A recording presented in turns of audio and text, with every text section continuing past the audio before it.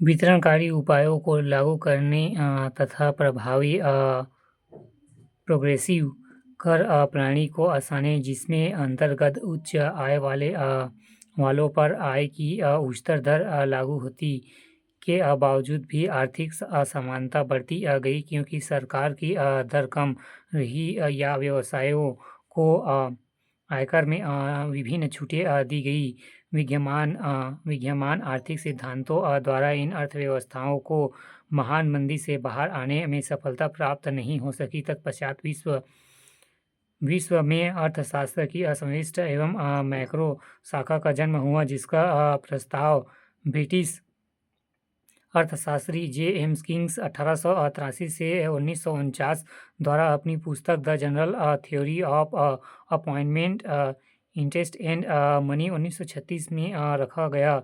Kings द्वारा इस नई शाखा के माध्यम से न सिर्फ महान मंदी के आने के संभाव्य कारणों की चर्चा की गई, बल्कि उसने उभरने के लिए एक नया नीतिगत दृष्टिकोण भी सुझाया गया। सापेक्ष में किंग्स ने इन अर्थव्यवस्थाओं को समस्या के समाधान के लिए उस समय की दूसरी औपचारिक आर्थिक प्रणाली यथा गैर बाजार अर्थव्यवस्था के कुछ चरित्र को अपनाने की सलाह दी। किंग्स की सलाहों को अपनाने के बाद इन अर्थव्यवस्थाओं को महान मंदी से बाहर आने में सफलता मिली। इस प्रकार व्यवहारिक तौर पर मिश्रित अर्थव्यवस्था, मिक्सिंग इकोनॉमी का जन्म हुआ।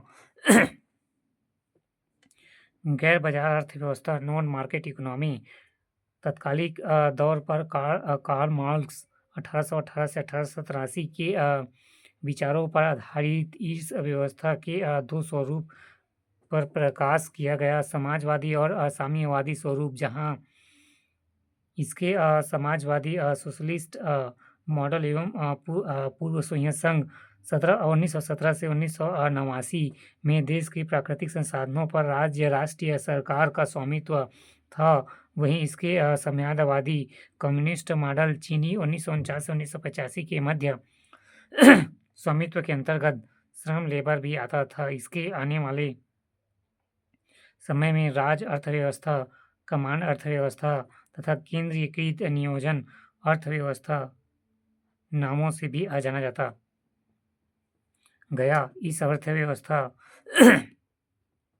का उदय मूल बाजार अर्थव्यवस्था की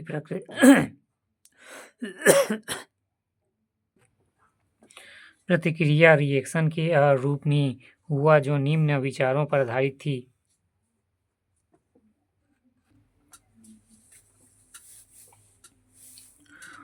उत्पादन के कारण, फैक्टर ऑफ प्रोडक्शन। उत्पादकों के निर्माण उत्पादन की प्रक्रिया में कई चीजों आघातों का उपयोग करना पड़ता है, जिन्हें उत्पादन के कारक कहते हैं तथा इन्हें 3 वर्णों में बांटा जाता है। पहला, भूमि, लैंड। इसके अंतर्गत सभी प्राकृतिक संसाधनों को रखा जाता है, जैसे भूमि, हवा, पानी, खनिज, ईंधन इत्यादि। दूसरा, श्रम, लेबर से तात्पर्य उत्पादन प्रक्रिया के लिए आवश्यक श्रम बल से। तीसरा, पूंजी, कैपिटल।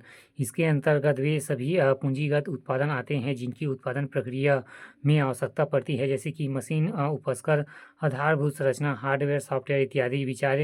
विचार करें, आज जब मानव श्रम को रोबोट श्रम द्वारा विस्थापित किया जा रहा है, क्या आपको लगता है कि आने वाले समय में श्रम एवं पूंजी के बीच का अंतर धुंधला पड़ जाएगा?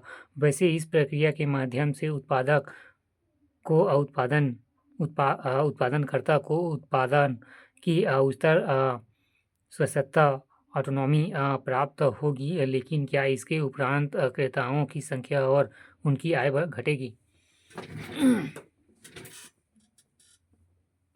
यहाँ पर आए थे उसके बाद ये तो पल्ली पूरे। देशों के संसाधनों का उपयोग सभी की बेहतर के लिए किया जाना चाहिए। संसाधनों का सबसे बेहतर उपयोग इसके समाज, समुदाय, सोसाइटी, कम्युनिटी के स्वामित्व के लिए हो सकता है, अर्थात इसमें सिर्फ राज्य की आर्थिक भूमिका निभाएगी। निजी व्यक्तियों या उपक्रमों, फर्म्स की संपत्ति एवं अधिकार प्राप्त होगा, क्योंकि ऐसे स्थिति में एक अल्पसंख्यक वर्ग बुजुर्गों द्वारा बहुसंख्यक वर्ग प्रलेतारियत को शोषण किया जाता है तथा आर्थिक असमानता बढ़ती जाती है।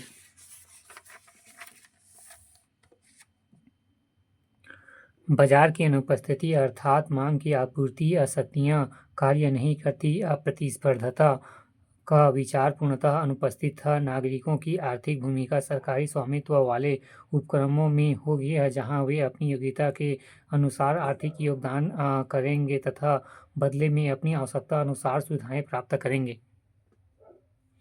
किसी चीज़ का उत्पादन करना है, कितना उत्पादन करना है तथा उसमें तथा उन्हें लोगों का वितरित कैसे करना है वितरित कैसे करना है इत्यादि प्रश्नों का निर्णय सिर्फ राज्य करेगा।